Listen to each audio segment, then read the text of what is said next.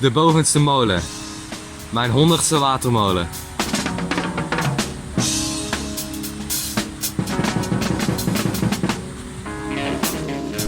Hij is gebouwd in 1828.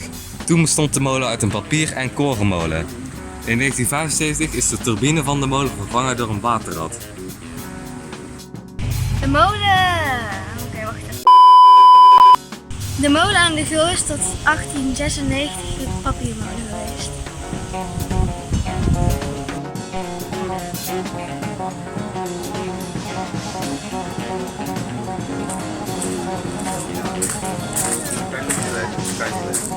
Ja, dat kan ik wel.